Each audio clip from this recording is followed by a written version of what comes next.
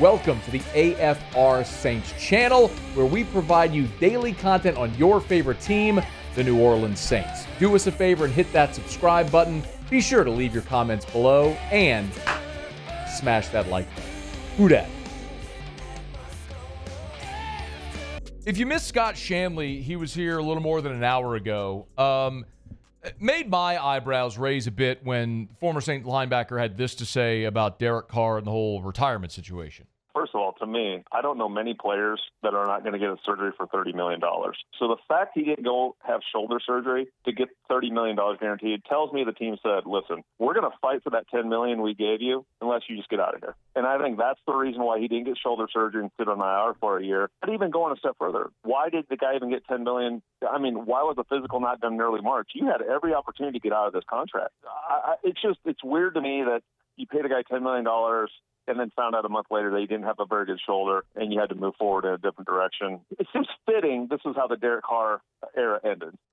I love Scott Shanley because he's candid, he doesn't pull punches, and again, that's speculative on Scott's part, and in that conversation, I said as it was clear, I made sure to clarify, but that's also a guy that was a NFL linebacker, was in NFL locker rooms for a decade, and certainly has a context that you and I don't have, and that was his read. By the way, this was Ross Tucker on the Ross Tucker podcast, which, by the way, who was it on the Ross Tucker podcast a week ago we talked about? Greg Cosell. It was Cosell. That's right. It was Greg Cosell a week ago who was lauding Tyler Shuck. And anyway, Ross Tucker, this was him after Carr's retirement.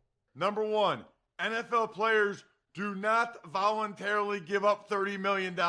Nobody does, which means that the Saints made it clear to Carr and his representation, if you just have the surgery and go on IR, we're going to fight this. We're going to file a grievance because you didn't tell us in March that your shoulder was bothering you. When we redid the contract, you weren't working out here when you felt the discomfort. I mean, when you're hearing a familiar narrative from multiple places independent of each other, it kind of starts to tell you the story, which that makes a lot of sense. Like, why would the New Orleans Saints restructure Derek Carr's contract in March, kick money into future? And by the way, did it without his permit. They didn't need his permission, reminder, to restructure that deal. And then we started to hear the stories about how Carr was upset about it, maybe was leaking that information to encourage a trade. Doesn't this all start to piece together now? Like, yeah, Derek Carr was not happy in New Orleans. He didn't want to be back. They restructured him, which he didn't want. He did want to trade, so he leaks this story, and the Saints going, hold on, Cat. We just put ourselves in financial jeopardy by restructuring your deal, kicking money into future years. We guarantee you $10 million, and you got this shoulder injury that we're just now finding out about? Listen, Kellen Moore can sit up there, excuse me, Ellen Moore can sit up there and say all the stuff he wants about how Derek Carr did everything the right way. You got to hit it. Yeah, obviously, as we've gone through this whole offseason, Derek's had to go through a lot just as you go through this process, and obviously making the decision ultimately to retire from the National Football League after an 11-year career. I mean, first of all, you respect and appreciate so much that Derek's done in this league, and for the way he's done it, the on-the-field perperformance, the off-the-field person. Anyway, get out of here. I don't want him to laud. He's saying, the point is, he's saying all the right things, and he said, Kellen, I'm going to stop myself saying Kellen Moore when I mean Ellen Moore. Ellen Moore said point blank that Derek Carr handled it the right way. I think you publicly say all the right things in this situation because there's no need to cast aspersions at this point. He's retired. It's over. You say the nice things. And it's like no one ever says anything unkind about someone who passed, right? Unless if you're OJ. But it's kind of like that. Derek Carr's career's over, so you say the nice things. Whatever. Now you're moving on from Derek Carr, but what was so interesting to me is that news broke on Saturday morning when the Saints released it via their social media. And so over at LouisianaSports.net, we very quickly got our stories up about Carr's retirement and all. And what was so fascinating to me about how that played out, it does speak somewhat, I don't want to say to the psychology, but just the interest of the fan base. Overwhelmingly, all of the reaction is, what does it mean for the salary cap? What does it mean for the salary cap? And so Ross Jackson did an awesome job and got over at LouisianaSports.net and did a very extensive piece about the impact on the salary cap for the retirement, how it impacts the Saints. What if I told you? What if I told you that Ross Jackson's piece about the salary cap, the impact of the salary cap of the Derek Carr retirement, did double the page views of the retirement piece? Like breaking news, sending out the push notification, like shocking on a Saturday morning. Yet, and that certainly did numbers. But the piece about the retirement did double the page views of the retirement announcement, which is a little stunning to me. So it's free up at LouisianaSports.net if you want a detailed explanation of what it means, the restructure, all that sort of stuff. It's all there for you for free at LouisianaSports.net.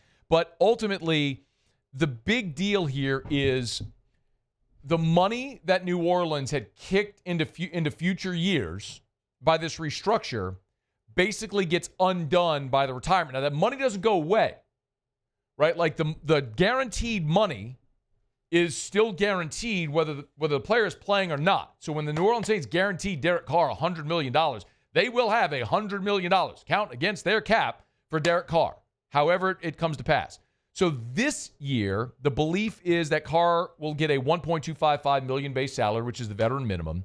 And so it'll save the Saints a very minimal amount in 2025. But the $28.745 million remaining reduces the cap hit for 2026. So remember, when they did the restructure, it bloated that cap hit for next year to $60 million. Well, now that $60 million cap hit gets reduced by $28 million. So the $59.6 million cap hit goes down to around $31 million. So in 2026, Derek Carr should cost you about $31 million in dead cap money, but that's $28 million less than it would have cost you because he wasn't going to be on the roster next year anyway. So by retiring, there has to be a player to appropriate those funds to. He's not on the roster this year, so the restructure is nullified. Moving those funds come off the dead cap number for 2026. I'm oversimplifying it, but the big deal here is every year we see the salary cap increase as league revenue increases, so we talk about it all the time. How do you get out of debt, either in your personal family life, business, or with the Saints and the salary cap? Two ways. You spend less, you make more. Right? If you have a pile of debt, you either make more to pay down the debt or you spend less, right? So the money you make can knock it down.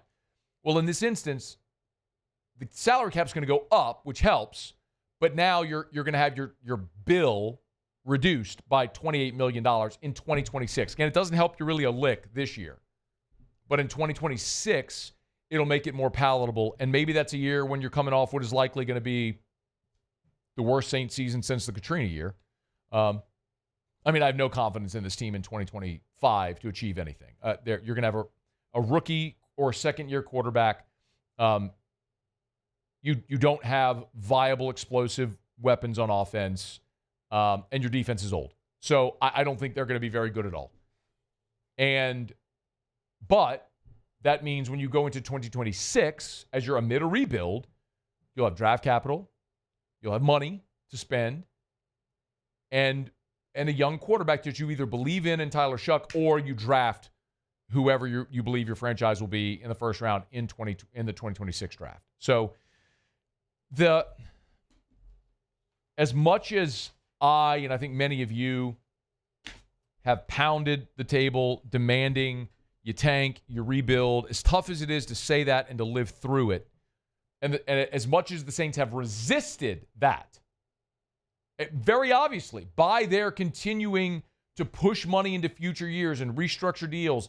I've said all the time, I said this so many times now, like when you do spend carelessly, eventually that bill is coming due.